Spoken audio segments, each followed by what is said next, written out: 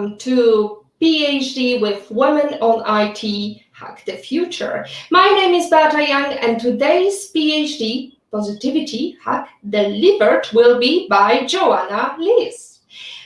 Today we are discussing excellent customer service that generates loyal customers. Good evening, episode 14 starts here. So we are going to answer the question, how to win loyal customers. Loyal customers keep your revenue flowing. In fact, loyal customers spend 67% more than occasional customers, which is why focusing on a repeat business is necessity. 57% of small business owners say that having a relationship with their customers is what drives loyalty. The impact of COVID on customers' behavior has been immediate and tremendous. Spending across most industries is down. Purchases have shifted from in-person to digital channels, and public safety has become a top priority for companies and consumers alike. The good news is that customers' attention can be caught in many different ways. Joana Leis is, with her background in psychology, and is joining us for strategic conversation around how to leverage your current level of attention and ways to prevent from being lost in terms of customer attention. So, Joana, it's lovely to have you here. Where in the world are you? Hi, thanks for having me. I'm in Barcelona right now, Barcelona, Spain. Fantastic. So your mission is to help entrepreneurs and freelancers with their businesses, specifically helping them with mindset and customer services strategies. So what do you have? How do you start that conversation? Because we had a bit of a background conversation before. Yesterday we talked about the ideal client. So maybe you could share with us the ideal client concept, and that would be a good starting point. Sure. So when I refer an ideal customer, I refer to a business owner or a company that knows very clear what's their customers and who are they targeting to. Because if you don't know who your ideal customer is, it's very, very difficult for you to understand how to target your leads, how to implement marketing strategies, how to talk with your audience, because you don't know your audience. And you're going to waste a lot of time thinking about how to target your client because you don't have it clear in your mind what that person is. So knowing your customer, it's very important. So in this picture that we have here, you can have your profile on customer avatar, thinking about, for example, things like demographics, about age of your customer, the gender, where is your customer located, also the characteristics, what's their interest, their hobbies, who influences them, what the websites are they're going normally, and also social media, who are they following. All those things, it seems very detailed, but it's not actually, and it's going to help you very much to understand the mind of your client, and then to have a better sales actually. Also understand their pains or their struggles, what's the challenging that they're facing right now. And then what's the outcome that they want, what they want to bring to the table. So the results that they want to achieve are very important for you to understand how to help, and then to target this kind of client. So if you build your ideal customer avatar, you're going to have it clear in your mind who to target, and then even your copywriting, if you're writing a blog or if you're writing in your website, will be much more clear because you know who you were talking to. Fantastic. So everybody's customers are different, but the thing is that's consistent is that customer expectations are on the rise. That companies are starting to realize that they have to compete, customer experience, and that competing on price is a loser's game. And also, let's not forget, the social media is being such a public channel. It's one of these great places to compete on experience, because when you are helping customers, it's not just a one-to-one interaction, but you've got lots of people watching, lots of people participating, lots of people cheering or booing, as you like.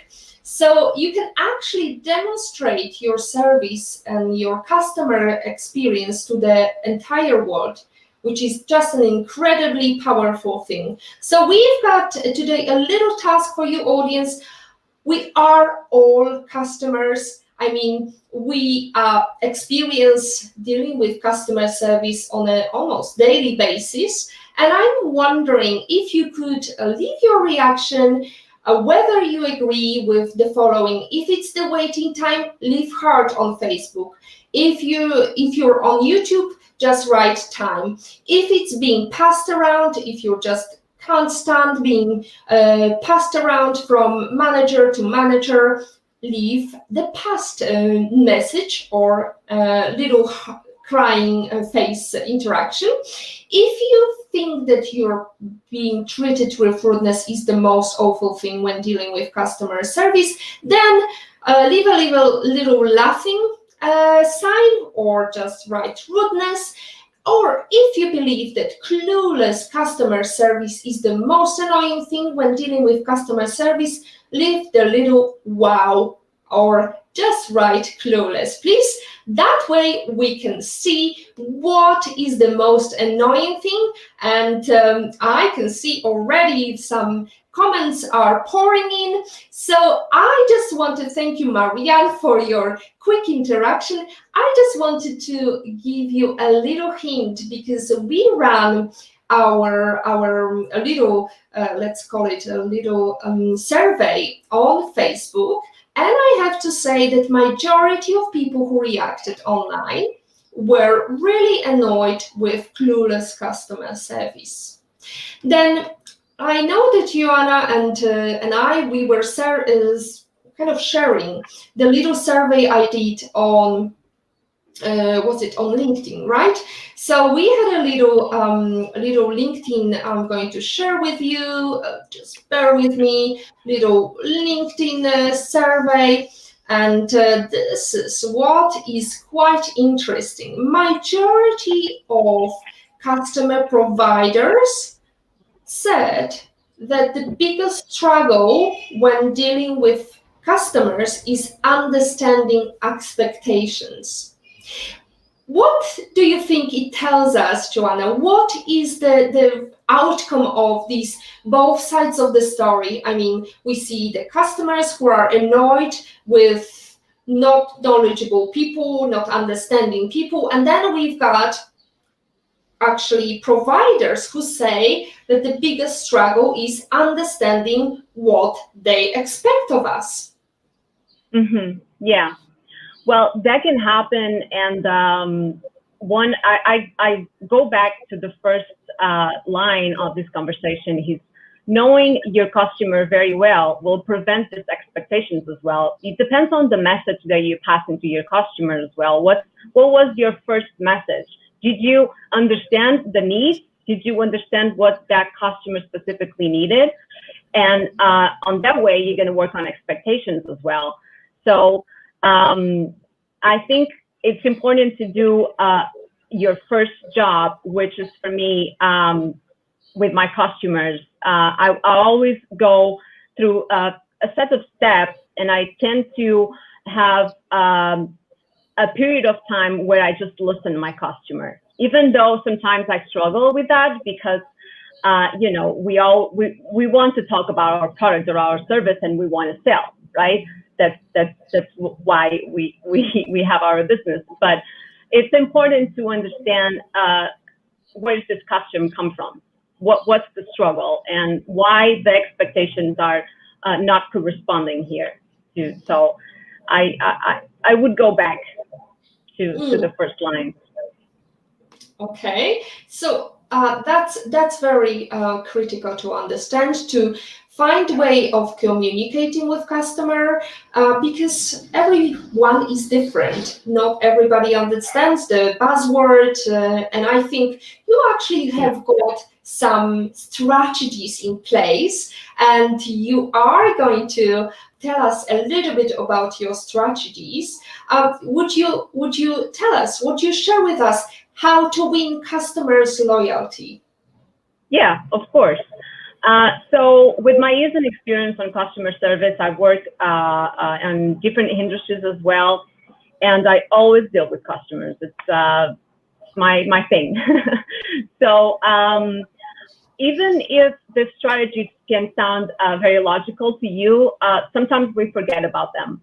And you can apply whatever business you have, you can apply them. So the first one, I use empathy to communicate with my client first. It's always good for you to put yourself in your customer's shoes first, so you can start to build trust and start to open the space to communicate better with your customer and for him to trust you, because without trust, the sale is not happening. So I think those strategies are very important. I would say empathy, and I'll say listening very well your customer. Know what's exactly the struggles and the needs that this person has. So you can also, adapt your plan, adapt to the strategy that you're going to have when it comes to presenting your product and sales. You also don't know what kind of customer you're dealing with. Sometimes we deal with skeptical people that really don't believe in our services or products. So you need to sometimes work on this mental schemes first in order to arrive to close the sale.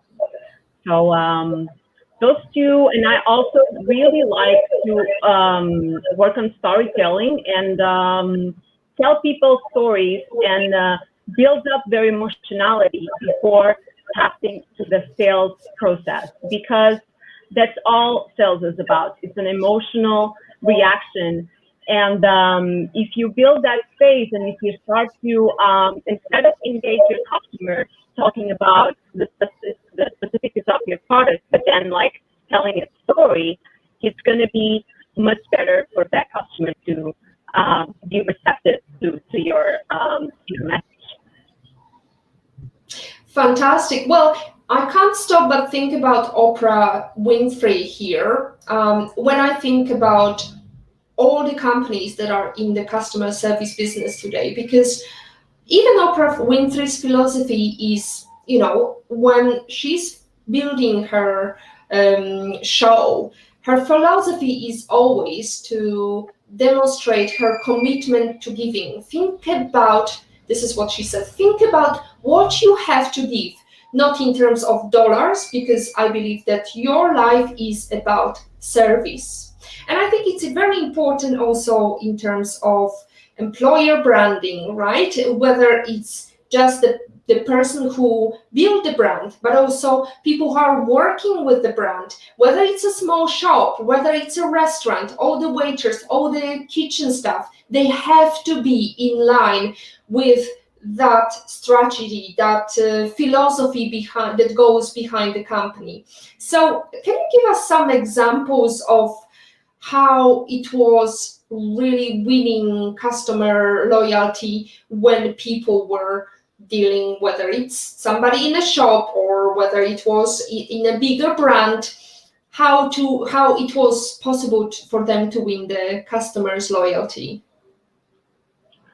Can you repeat the question? Sorry, I didn't understand. Sorry. So my question is, can you tell us, can you give us, you talk about storytelling, maybe you could give us examples of how this philosophy of building the brand, shaping the ideal customer for your brand, how did it help understand where the company is going, whether it's a small boutique shop or whether it's a restaurant? Yes, yes. Actually, storytelling is very effective, and one of the strategies that I used when I was working on for a luxury brand was, for example, not really talk about the specifics of an accessory or a bag if I see that the customer is interested on it, but talking about all the story behind that bag and why we decided to create that specific bag with that specific color, with that specific name.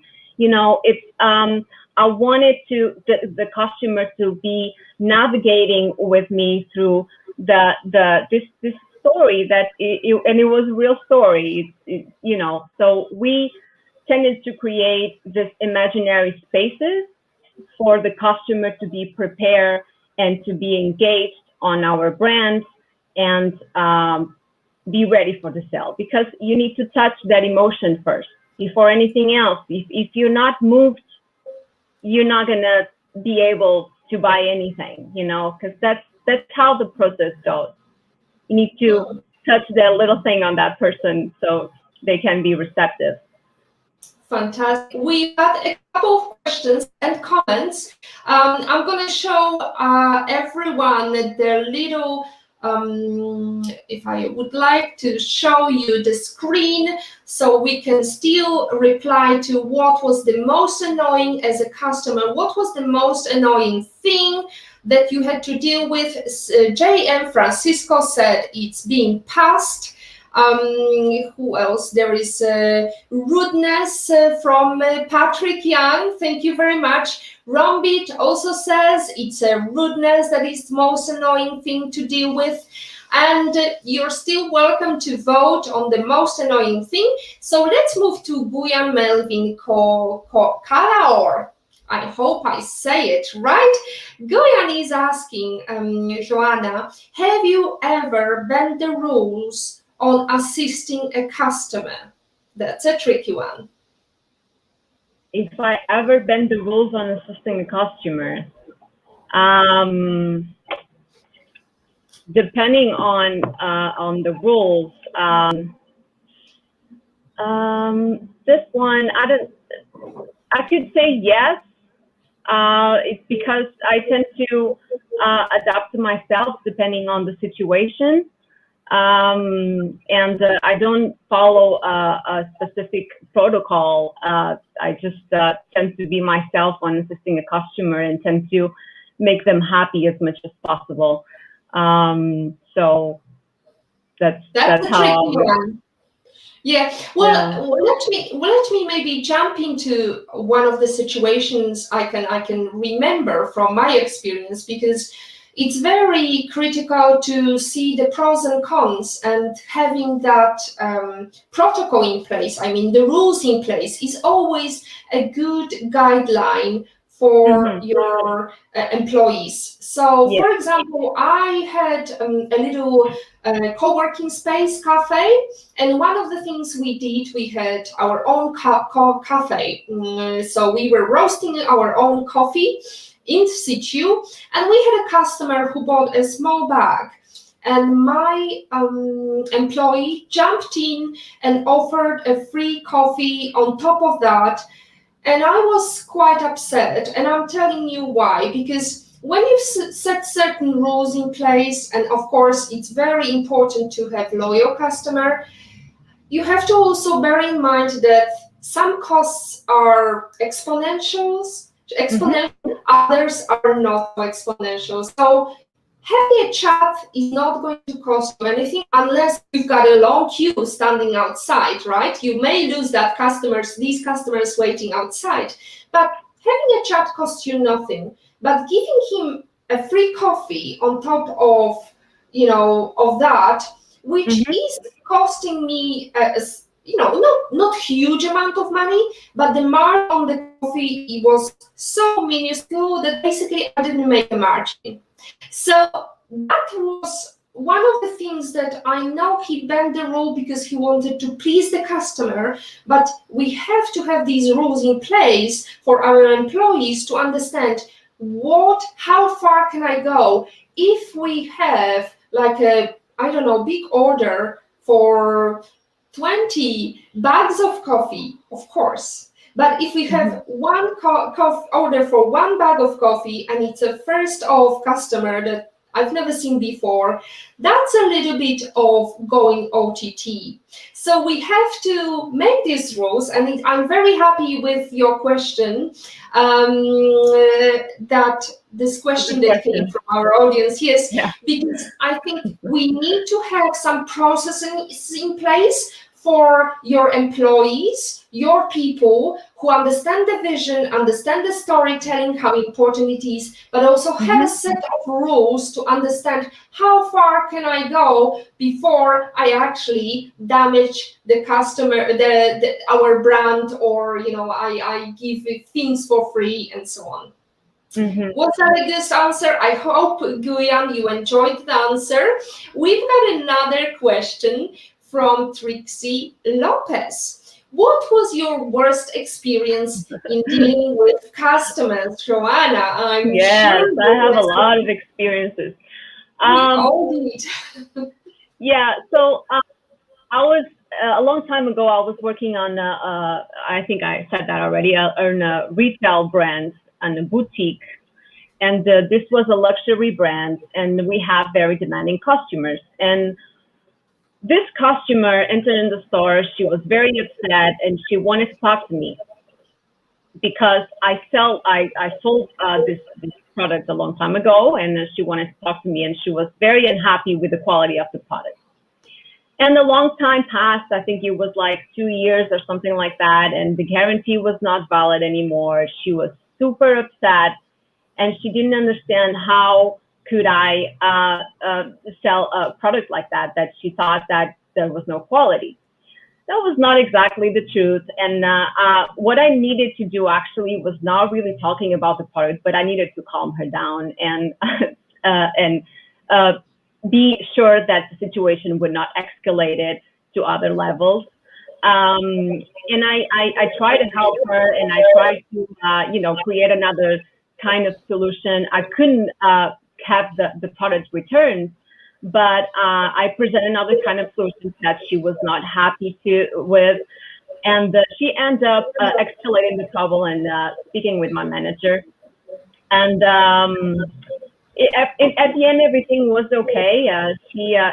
My manager couldn't help her because, again, that was the last question you had. It was a very good one because I had to follow a protocol too. And sometimes it's okay to leave a customer not happy as long as you did your best to explain how the ways that you had to solve the problem and how you did it, because sometimes you did whatever you do, and sometimes it's not enough for the customer, and sometimes it's not going to be the solution that they want. But you just need to be able to manage it and not taking it personally, and be grateful for this experience. And it's just another. I couldn't agree more, Trixie Lopez. I hope you enjoy the answer, and indeed, we love your picture. It's a beautiful smiley doggo. What could be better than that? So I remember a similar story when we actually had, and this is where I'm going to lead to another question, because this is a story of we used to have like a weekend half price, and one of the businesses I built back in Poland some time ago was a boutique hotel, and we had a Toruń half price. Toruń is the city I used to live in, a beautiful city built in 1231, beautiful Teutonic town, and we had customers in our boutique hotel in the middle of the center who were complaining about everything. I mean, everything that was going. So it's as much not a case of how can I fix the problem? It's really very much about how can I fix the customer. And sometimes customers are not fixable. I mean, they can be in such a bad mood that there is nothing that you could do to please them. Would you agree with me? Yes, 100%, 100%. And that's okay. You need to be okay with that. And you did your best and you try to help it, try to make them happy. And there's just people that are very demanding and don't understand the solution that you present, and you just need to move on, and especially don't take it personally. It's not about you. So. Fantastic. So we've got another question from Mike Velasco. Thank you, Mike, for coming in today. What was the most amazing word of appreciation you have heard from your customer, showing that they are very satisfied with your service? Joana. Yeah, I had, I don't think it was a word, but it was telling me that, when I come to this store, I don't want to be served to anyone else but you. You are the most amazing salesperson that I ever deal with, and I don't want to be served to other people. That was satisfying for me. It was a customer that was a loyal customer. I had a very good relationship with this customer, and yeah, that was satisfying. I had more. I had some chocolates and things like that. But words of appreciation are always good to hear, for sure. That's fantastic to hear. Well, I can't stop but think about the fact that we are driven by technology and what is the rating and how many stars you have and so on. So is it critical to have all 5 stars on social media, whether it's Facebook, whether it's feedback on Google Maps, or wherever you go, it's always ratings? Is it important to have all 5 star? Can we achieve perfection in customer service? Yeah. So the 5 star, it's not crucial, but it's important for you to have positive reviews in your business, because actually people read them. Customers, when they really want to buy some service, they read the reviews, and they try to focus their direction in terms of, is this a good, that has good reviews, bad reviews. Sometimes you don't have 5 stars, but most of your reviews are really good. And maybe you had a very, very demanding customer having 1 star to your business, but reviews are important. Fantastic. We've got a couple of few more questions. I would like to add a little bit of what we discussed yesterday. Apart from the reviews, it's really critical to have the feedback. And if feedback is not good, there is always way to turn it around.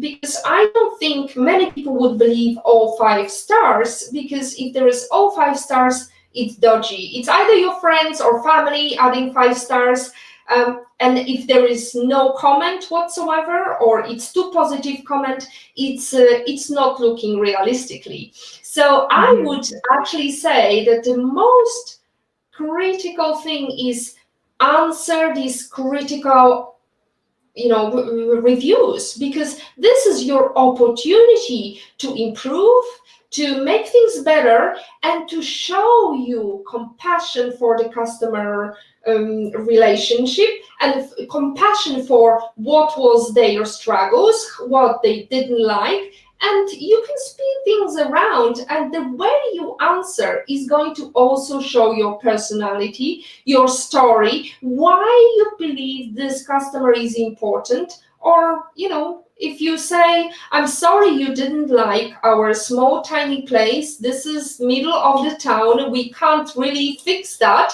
but I hope you enjoyed the coffee, or I hope you enjoyed our view from the roof. Or some things are always positive that you can write back on the review and keep that good positive image. So focus on the positives would be my answer to the negative reviews. So Veronica is joining us, and she is saying, one popular reminder in customer service is the customer is always right.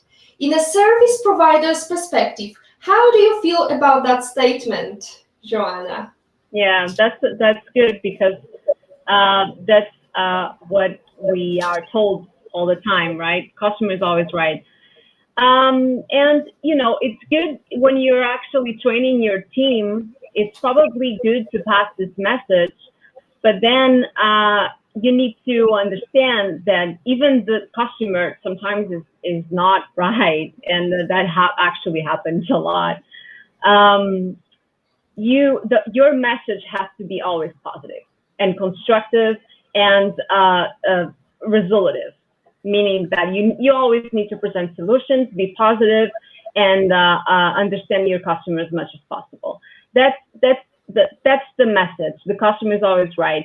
He's not always right, and we all know that. Sometimes we have very I like to say demanding customers, but the mindset that you have to create around it is that I'm going to do my best. This customer is going to trust me. This client is going to trust me, and I'm going to help them in every way I can.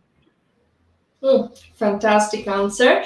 I would also add that not only customer is not always right, but again we are coming back to you have to fix the customer, make him at least walk away with the feeling of you've done everything that was required and more to really answer the customer and make him feel positive.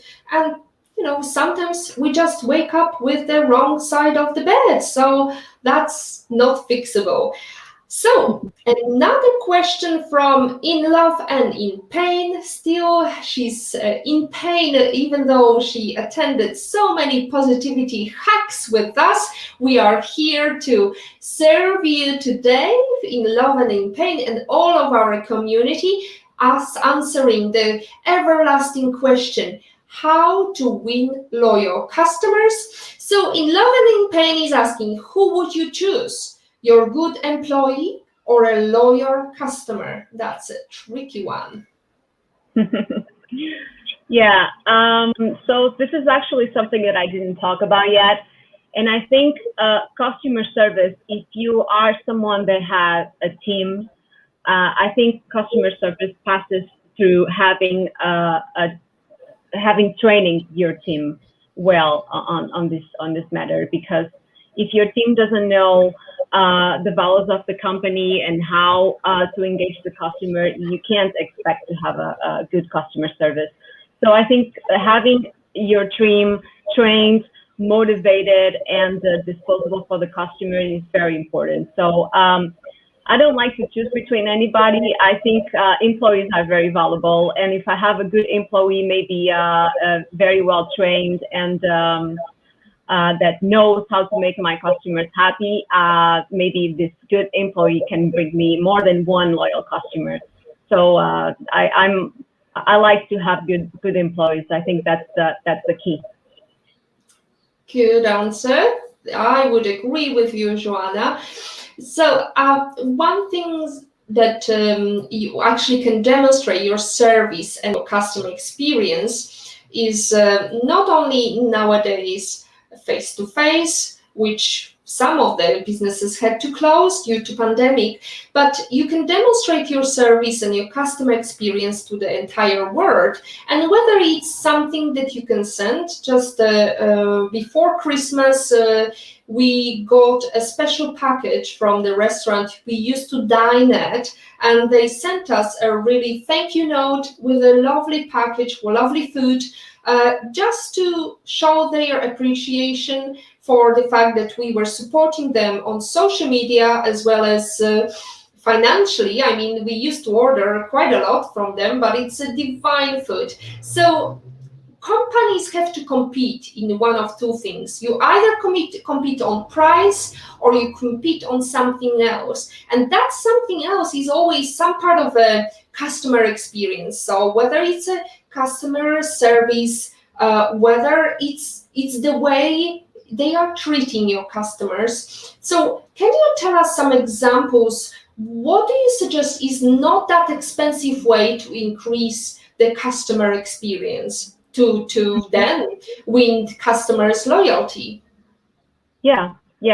Sometimes it's the little details. You don't have to go spend a lot of money or go crazy about these kind of things. But for me, for example, I personally collect the date of birth of my clients, and I send them a note, a personal note to their invoice, saying happy birthday, and it was personalized, and it made them really happy. So I think sometimes it's the details and creating this kind of experience like that makes your customer will not forget you or will not forget about your company. So I think the little things, right, are very important.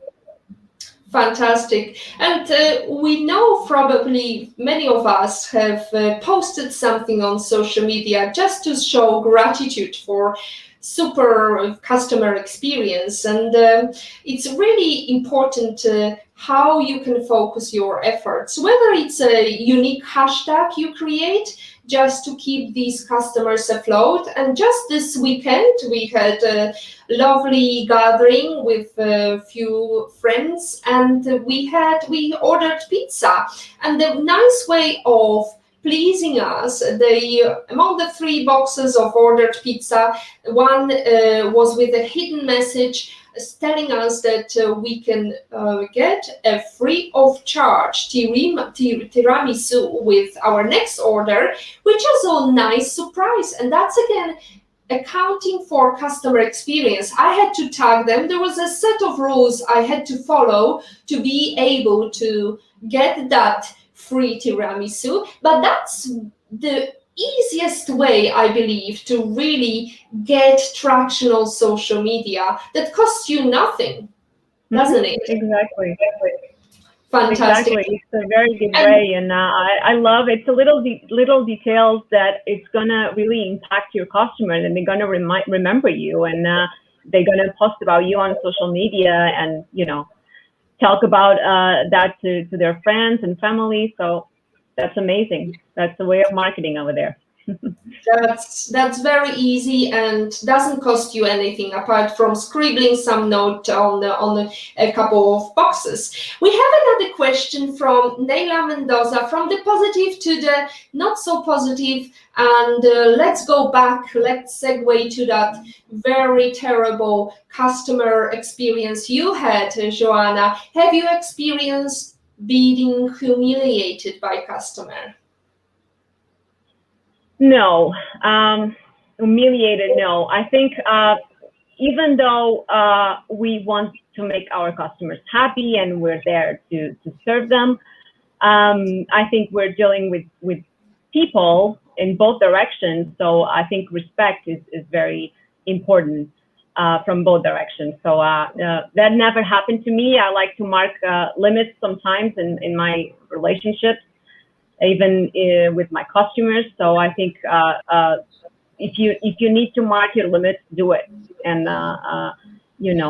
boundaries are very important in the relationship. So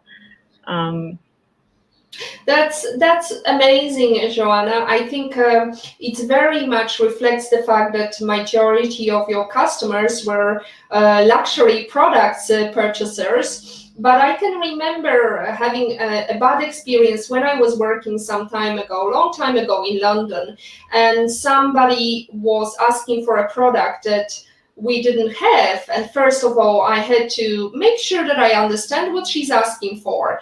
Then when I said, I don't think we have it, the answer was, oh, you don't understand.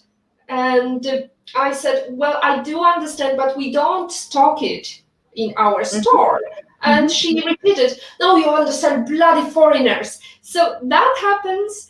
I still keep that memory just to remind myself, I have to improve my English sometimes to be understood by foreigners, by British. But this is something that we can take from, and dealing with this kind of stuff is going to make you stronger. And I can't stop but thinking about an amazing experience. One of my assistant, Racy, who's today actually sitting in a production, she was telling me about the story she had, I believe it was last year, and the customer demanded that he wants this air cooler, air conditioner, this exactly model.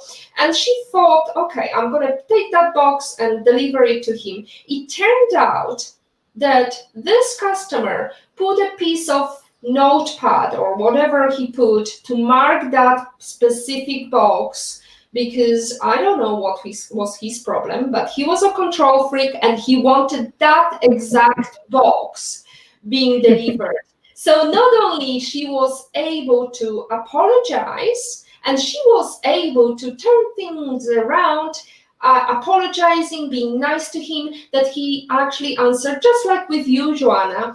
He said, next time I come to your store, I would like to be served by you. So there is a way to deal with every customer, and there is a way to fix the customer, as we were mentioning before. So we've got a couple of questions. Thank you so much for pouring the questions in. We've got about 41 minutes show is missing. We've got less than 20 minutes to ask your questions. Marianne Madera is asking, thank you, Veronica, for your lovely comment. What's the funniest request or complaint you ever heard from your customer, Joanna? Yeah, I had some funny ones. So I had a customer enter in the store and had these two dogs, and she requested, so this was you have to imagine, right, was a luxury store, and sometimes we had champagne going on for the customers and cafe and stuff like that. So this customer requested me to give her to the dogs, to give food and water to the dogs. I didn't know what to say at that moment. I was like, what to do? But I gave water to the dogs. I didn't give food because I didn't have it. But that's what you do whenever you can satisfy the request of your customers. It didn't take too much, so I could do it. Fantastic. It doesn't really cost you, again, it doesn't cost you much. There is some effort required, and you will be remembered. Just like a couple of years ago, we used to love going to a hotel somewhere in Warsaw, and we would take our cat. And this was a chain of a hotel. My husband has got a card, and we've been loyal to them for a long, long time. And they always knew the request would be, whenever we would come with a cat, they always had a pillow with a paw of a dog. It doesn't matter, cat doesn't read what kind of paw it was. But what was important, not only we had the pillow in the room for the cat, we also had the litter tray provided for us, and also the litter box, and everything was really smoothly. And that's how you build this relationship, because if you've got a customer that stays 3, 4, 5 nights, there is a way to always go extra mile to make that stay remembered. And this is another story I would like to share with you and our dear audience. This is a story that in my boutique hotel, we used to have a little fireplace. So we would have a little fireplace with biofuel. And every time these customers they were Polish customers coming from Warsaw, every time I had, because it's a boutique hotel, it's so easy to remember, to have a note and so on. But with bigger customer base, making notes of what your customer likes, what appreciates, is very easy. And it makes the whole process and the whole experience so much better. So we've got a couple of questions, just keep them coming. Chico Echo, there are establishments who doesn't want their employees to accept tips from customers. What is your thought about that, Joanna? That actually happened to me. I followed the protocol, and I didn't accept the tip because that was a customer, and it was actually a big tip that he wanted to give, and I couldn't accept. You know, these are sensitive things, and you need to be aware of the protocol of your company and talk to your manager about the situations and see what's the best way to proceed. But in my case, I choose to follow the rules because I think it was the right thing to do.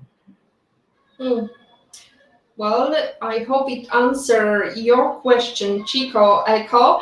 Malta, from what I recall, where we are based, is planning to implement 10% charge on service on restaurants. So it's going to be interesting because whenever I tip the restaurateurs, like waiters and the waiting staff, there is a big shriek of joy I can see, because majority of them are not really rewarded, which is sad. Coming from the service industry, knowing how difficult it is to sometimes deal with unhappy customers, I believe there is a good way of rewarding, which is a small tip is not going to harm your pocket. It's definitely going to make somebody's life better. So Marianne Madeira is commenting that pets are the best customers. Thank you so much for sharing, Joanna and Beata. I would say yes, our pets are very nice, but I wouldn't take my cat, one of the adopted cats, because it's tearing the place apart. I would be scared to take it to any hotel, not to mention boutique, luxury boutique, because that would cost me a lot. So you told us about the most outrageous thing you were asked by a customer. Can you maybe share a story of how you gained loyalty of a customer? How did you approach? Did you have some strategy in place? How was it for you, Joanna? Yeah, I think gaining trust from your clients, it's a process, right? And I don't think you can gain that right away. And for me, in my case, I tried to create a space that we were not even talking about the product or the service that I was selling, but some other things, right? Some engaging in other levels. So the space is created for us to pass to the other level of selling, right? And so sometimes I would be asking about the family. Sometimes I would send a note. Sometimes I would make a call. Hey, how are you doing? It's been a long time. How was the holidays? You know, if I have that kind of relationship with the customer, there's certain details that you can do to build trust. If it's a digital business, you can send an email, a personalized email. You know, you can try to engage on that level. There's your imagination. You need to build on your imagination and work on it. But I think there's a lot of things that you can do. Yeah. Fantastic. I can't stop but to mention the fact that according to Gartner studies, 89% of companies believe that customer experience will be their primary basis for competition. And that study was completed in 2016. Customer experience is the new battlefield. Is that a trend that you see in small, medium companies as well? And can you give us some examples? Yeah, I think it's more than a trend. I think people are getting more and more aware of the importance to create this customer experience to engage people on your brand. And there's a lot of competition out there. There's a lot of people doing the same as you're doing. So it's important to find strategies and ways to retain customers. And one of them is really creating a customer experience. I don't know, I can think about Amazon, for example, that has a very quick time response on customers, for example. I don't know, there's a lot of Zappos, for example, that have free delivery, all the free shipment all the time. You know, there's a lot of strategies, but I think people are getting more and more aware of that. Fantastic. So, dear audience, we've got 10 minutes left, and there is a slight delay in our questions pouring in. So if you've got a question, please jump in to the call and say it right now, because we've got unique opportunity to speak with Joana, who's trained in how to find and how to win loyal customers. So, Joana, when I think about the unique customer experience, the loyal customer, I'm thinking about the way we are dealing with them, how we are communicating. It used to be very much face-to-face. Now it's shifted into whether it's social media, whether it's email, whether it's your website. And I can't stop but think about these huge opportunities which lays behind that, because how many times do we have opportunity to follow up? I mean, I've asked so many businesses questions about their products, ordered the product, and never heard back from them. Do you see opportunity there, or is it more kind of spamming? Would you use that opportunity as creating loyal customer? Absolutely. I think doing service and getting feedback from your customers is super important for you to mark the strategies to engage your customers and to improve your products. You can simply start to make a question like, would you recommend this brand to your friends and family, for example? This is a simple question, and that I think you would have clients answer this question. It's a simple one, will not take a lot of time, and will give you a sense of acceptance on the brand. We have another question coming from Nivim Nyang. I hope I say your name right. And the question is, if you are given a chance to change your profession or passion, what would it be that you want aside from customer service, Joana?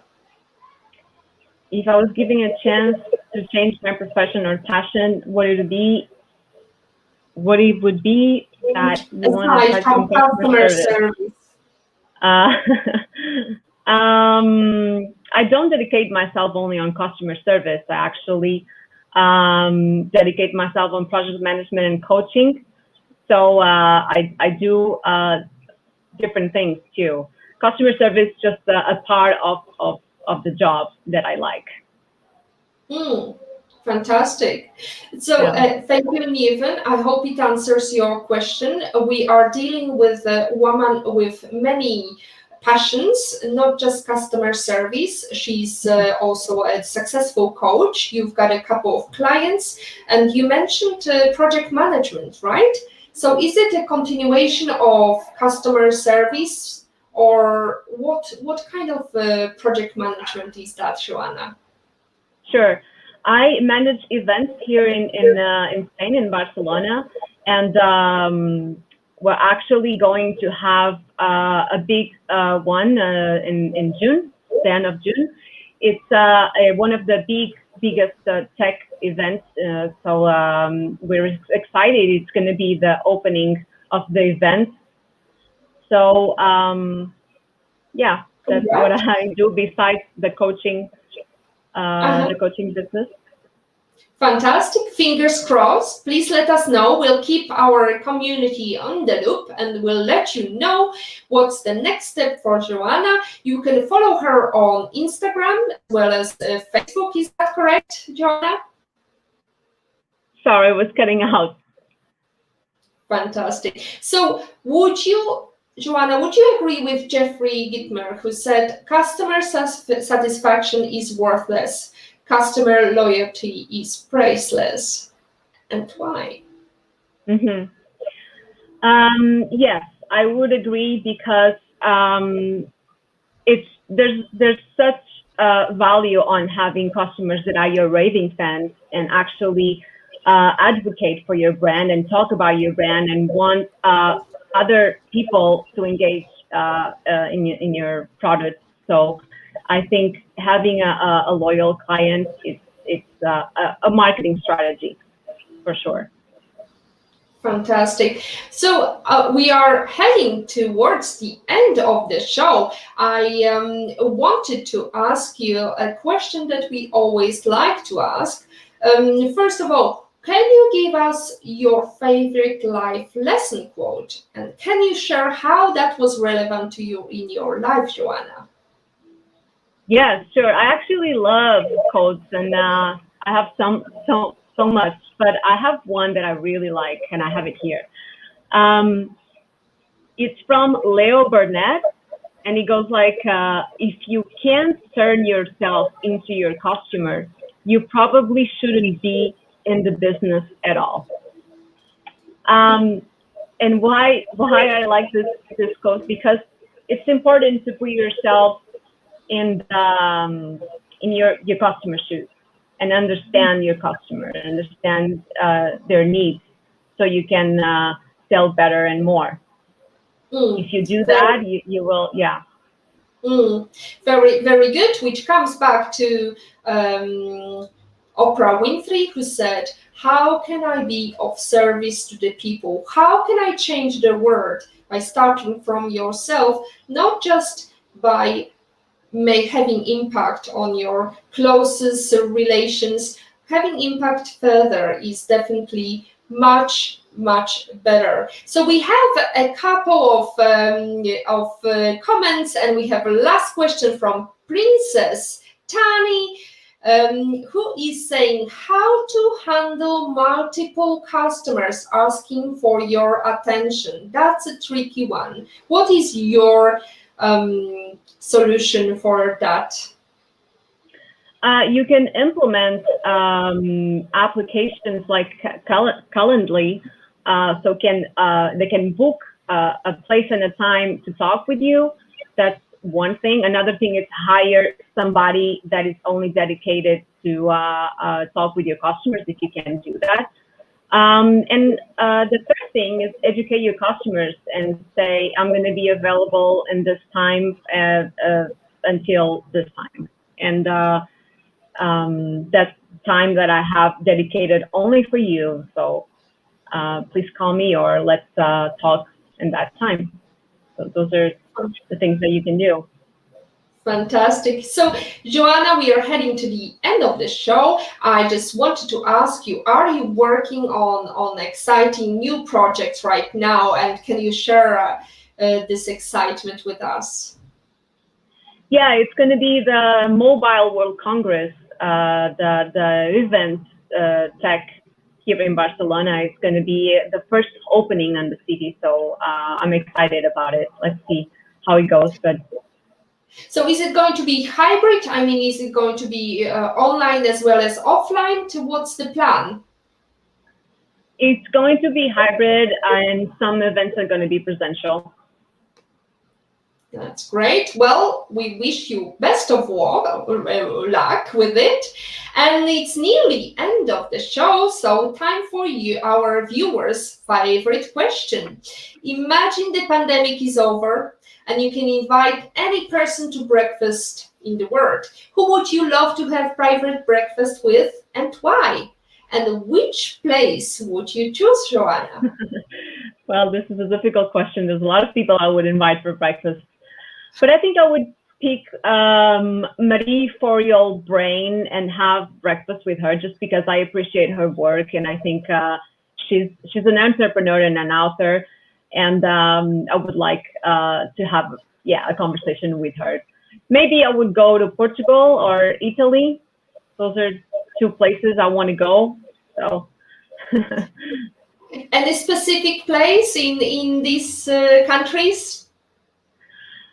I would go to Porto because it's where I am from, in Portugal, and in Italy, maybe Rome, just because I really like that city, and I like the cuisine. Italian cuisine is delicious. That's a very good answer. I would agree with you totally. And also services quite good as well. I love the Italian spirit of cooking mamma. And it's nearly end of the show. I just wanted to thank you, Joana, for sharing your story tonight about excellent customer service, how to win your loyal customer. It doesn't cost you anything, as we've heard. There is an extra element you can add to your customer service, whether it's reaching out, sending a greeting card, whether it's reaching into your telephone and making sure that your customer feels appreciated, missed, and being taken care of.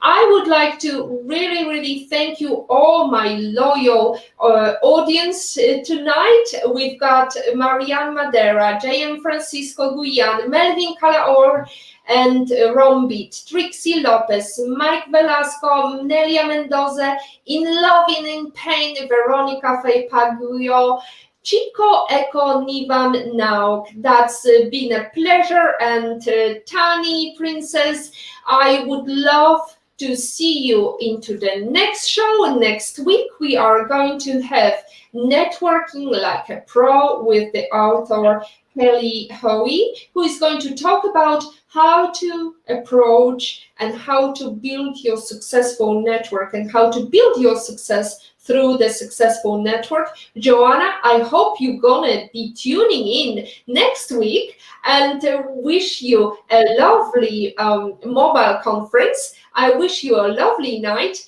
and let's have the future woman on it. Future is waiting. Good night. Thank you. Thank you.